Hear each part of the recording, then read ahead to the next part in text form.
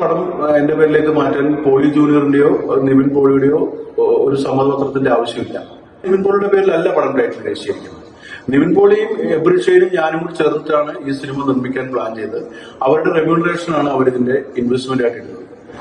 ഇതൊക്കെ ശരിക്കും എന്താ ഈ പടത്തിന്റെ കാര്യത്തിൽ സംഭവിച്ചത്? പടത്തിന്റെ കാര്യത്തിൽ പടം 14 ദിവസത്തെ ഷൂട്ട് പ്ലാൻ ചെയ്ത് ബംഗാളിൽ എത്തിയാണ്. ഒരു 14 ദിവസം ഷൂട്ട് കഴിഞ്ഞപ്പോൾ ബഡ്ജറ്റിന്റെ പേരിലുണ്ടായ തർക്കത്തെ തുടർന്ന് ഡയറക്ടർ ഏകോഷികമായിട്ട് സിനിമ പാക്കപ്പ് ചെയ്യാനുണ്ടായി. എന്താ പിന്നെ നിവിൻ പോളി പറയുന്നത് നിവിൻ പോളിയുടെ പടം? ഈ പടത്തിന്റെ റൈറ്റ്സ് ശരിക്കും ഷിബു തെക്കുംപുറം എന്ന് പറയുന്ന ഒരാളാണ് ഇതിന്റെ ബിജു 1ന്റെ പ്രൊഡ്യൂസർ. പുള്ളി സെക്കൻഡ് പാർട്ടിന്റെ എടുക്കാനുള്ള കൺസെന്റ് എബ്രിഷൻ പ്രൊഡക്ഷൻസിനാണ് കൊടുത്തത്. ഫിലിം ചേംബറിൽ എബ്രിഷൻ പ്രൊഡക്ഷൻസിന്റെ പേരിലായിരുന്നു ഈ പടം രജിസ്റ്റർ. 2024 ഫെബ്രുവരിയിൽ ഈ പടം ഷൂട്ടിന് വേണ്ടി പണം മുടക്കണമെന്ന വ്യവസ്ഥയിൽ എന്റെ പ്രൊഡക്ഷൻ കമ്പനിയായ ഇന്ത്യൻ മൂവി മേക്കേഴ്സിലേക്ക് ചേംബറിൽ എബ്രിഷയുടെ കത്തിന്റെ അടിസ്ഥാനത്തിൽ എന്റെ പേരിലേക്ക് പടം മാറ്റിയാറുണ്ടായിരുന്നു. അപ്പോൾ അത്തരത്തില് പടം എന്റെ പേരിലേക്ക് മാറ്റാൻ പോളി ജൂനിയറിന്റെയോ നിവിൻ പോളിയുടെയോ ഒരു സമ്മതപത്രത്തിന്റെ ആവശ്യമില്ല. ആ പടം വേണ്ടി വരുന്നത് ഇവര് എല്ലാ ടെക്നീഷ്യന്മാരും അല്ലെങ്കിൽ ആർട്ടിസ്റ്റുകൾക്കും ഉള്ളതുപോലെ അവർ ഈ പടത്തിൽ സഹകരിക്കുന്നു എന്ന് പറയുന്ന ഒരു ലെറ്റർ മാത്രമാണ് വേണ്ടത്. അത് ഈ പടം ഇതിന് റൈറ്റ്സ് മാറ്റുന്നതുമായി യാതൊരു ബന്ധവുമില്ല. പടം നിവിൻ പോളിയുടേതല്ല. പടം നിവിൻ പോളിയുടെ പേരിലല്ല പടം ടൈറ്റിൽ രജിച്ചിരിക്കുന്നത്. നിവിൻ പോളിയും എബ്രിഷയും ഞാനും കൂടി ചേർന്നിട്ടാണ് ഈ സിനിമ നിർമ്മിക്കാൻ പ്ലാൻ ചെയ്തത്. അവരുടെ റെമ്യൂണറേഷനാണ് അവരിതിന്റെ ഇൻവെസ്റ്റ്മെന്റ് ആയിട്ട് ഇടുന്നത്. പടത്തിന്റെ പണം മുടക്കേണ്ടത് ഇന്ത്യൻ മൂവി മേക്കേഴ്സാണ്.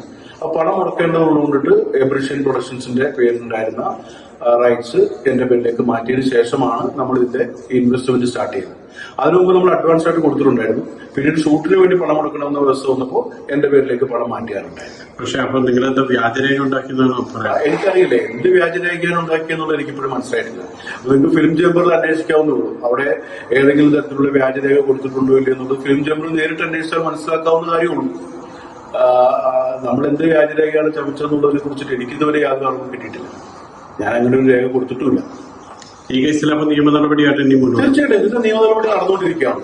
നിലവിൽ ഇപ്പോൾ ഞാൻ ഇതിന്റെ പേരിൽ വൈക്കത്ത് മജിസ്ട്രേറ്റ് കോടതിയിൽ ഒരു പെറ്റീഷൻ കൊടുത്തതിന്റെ അടിസ്ഥാനത്തിൽ അവർ എഫ്ഐആർ കേസെടുക്കാൻ പോലീസ് നിർദ്ദേശിച്ചിട്ടുണ്ട്.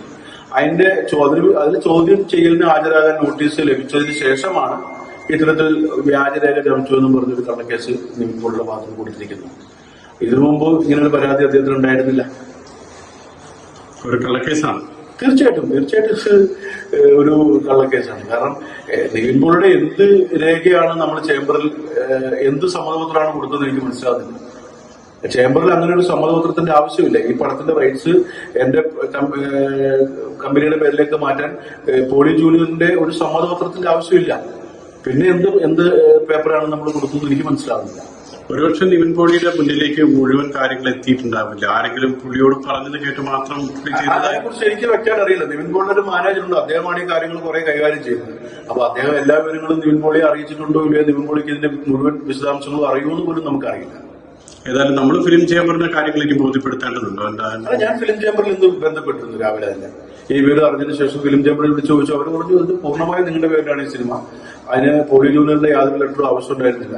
അതുമായി യാതൊരു ബന്ധവും ഇതിലില്ല എന്നവർ എന്റെ അടുത്ത് പറഞ്ഞിട്ടുണ്ട്. ഞാൻ ഫിലിം ചേംബറിൽ കോൺടാക്ട് ചെയ്തു രാവിലെ തന്നെ. ഇനിയിപ്പോ ഏതായാലും നാട്ടിൽ ചെന്നതിന് ശേഷം അടുത്ത നടപടി എന്താ? തീർച്ചയായിട്ടും ഇപ്പം നിയമ നടപടിയായിട്ട് മുമ്പോട്ട് പോവാണല്ലോ. അപ്പം ഈ കേസുമായി ബന്ധപ്പെട്ട അടുത്ത നടപടികൾ എന്റെ വക്കീലുമായിട്ട് ആലോചിച്ചിട്ട് തീർച്ചയായിട്ടും മുന്നോട്ട് കൊണ്ടുപോകണം. അല്ല, ഇനിയിപ്പോ ഈ പറയുന്നത് പോലെ നമ്മൾ മുടക്കിയ പൈസ തിരിച്ചു കിട്ടുകയാണെങ്കിൽ ആര് വേണമെങ്കിലും പ്രൊഡ്യൂസർ ആയിക്കോട്ടെ. അതാണ് നമ്മൾ കഴിഞ്ഞ ഒരു വർഷമായി നമ്മൾ ഇവരോട് പറഞ്ഞുകൊണ്ടിരുന്നതാണ്. ഇവര് ഈ സിനിമയുടെ റൈറ്റ്സ് മറ്റൊരു പാർട്ടിക്ക് കൊടുത്തു എന്ന് അറിഞ്ഞപ്പോൾ തന്നെ ഇവർ കോൺടാക്ട് ചെയ്തപ്പോൾ എന്റെ അടുത്ത് പറഞ്ഞത് അവർക്ക് ഡയറക്ടർക്ക് ഞാനുമായും സഹകരിച്ച് മുമ്പോട്ട് പോകാൻ താല്പര്യമില്ല, അവർ പ്രൊഡ്യൂസർ മാറണം. അപ്പൊ ഞാൻ പറഞ്ഞു എന്റെ ചെലവായ പൈസ ഞാൻ മാറാൻ തയ്യാറാണ്. എനിക്ക് ഇത് പ്രൊഡ്യൂസ് ചെയ്യണമെന്ന് അല്ലെങ്കിൽ ഈ പടത്തിന്റെ കൂടെ നിൽക്കണമെന്ന് യാതൊരു നിർബന്ധമില്ല. അപ്പം പറഞ്ഞത് നിവിൻ പോളി ഇതിന്റെ പ്രൊഡക്ഷൻ ഏറ്റെടുക്കും, ചെലവായ കണക്ക് മുഴുവൻ പോളി ജൂനിയറിന്റെ ഓഫീസിൽ ഏൽപ്പിക്കാൻ പറഞ്ഞു. അങ്ങനെ മുഴുവൻ കണക്ക് ഏൽപ്പിച്ചു. എന്നിട്ട് കഴിഞ്ഞ ഒരു വർഷവും 3 മാസമായിട്ട് നമ്മൾ പോളി ജൂനിയറിന്റെ ഓഫീസിൽ കയറി ഇറങ്ങി നടക്കാണ്. ഇവർ ആദ്യം ചെയ്തത് ഞാൻ പോളി ജൂനിയറിന്റെ ഓഫീസിൽ കയറരുതെന്ന് പറഞ്ഞ് നിവിൻ പോളിയുടെ ഭാര്യയുടെ പേരിൽ ഒരു ഇഞ്ചക്ഷൻ ഓർഡർ മേടിക്കാനുണ്ടായിരുന്നു. അപ്പൊ ഈ പ്രശ്നത്തിന്റെ ഒരു ആർബിട്രേറ്ററെ വെച്ചിട്ട് മീഡിയേറ്റർ വഴി ഇത് പ്രശ്നം ചർച്ച ചെയ്ത് പരിഹരിച്ചുകൊണ്ടിരിക്കുകയാണെന്ന് പറയുന്ന കേസിൽ ആദ്യം നിവിൻ പോളി ചെയ്തത് അദ്ദേഹത്തിന്റെ ഭാര്യയെ കൊണ്ടിട്ട് ഒരു ഇഞ്ചക്ഷൻ ഓർഡർ എനിക്കെതിരെ മേടിച്ചു. ഞാൻ ഒരു ഓഫീസിൽ കയറെടുത്ത് പറഞ്ഞിട്ട് എന്റെ മുഴുവൻ രേഖകളും മേടിച്ച ഒരു ഓഫീസിൽ വെച്ചതിന് ശേഷമാണ് ഇത്തരത്തിലൊരു നടപടി ചെയ്തത്. പിന്നീട് ചെയ്തത് മഹാവീറിന് ശേഷം ഞങ്ങൾ 3 പേരും തമ്മിലുണ്ടാക്കിയ ഒരു കരാറുണ്ട്. ആ കരാർ വ്യവസ്ഥകൾ പുറത്തു പറയാൻ പാടില്ല എന്ന് പറഞ്ഞിട്ട് അടുത്ത ഒരു ഇഞ്ചക്ഷൻ സൂട്ട് ഫയൽ ചെയ്തിട്ടുണ്ട്. ഇതിന് ശേഷമാണ് ഞാൻ ഈ ക്രിമിനൽ കേസുമായിട്ട് മുമ്പോട്ട് കൊണ്ടുവന്നത്. ഇപ്പൊ ഈ പടം പെട്ടിയിലാണ്. പടം ഇപ്പോൾ ഷൂട്ട് തുടങ്ങി കുറച്ച് കഴിഞ്ഞിട്ട് നിർത്തിവെച്ചിരിക്കുന്ന അവസ്ഥയാണ്.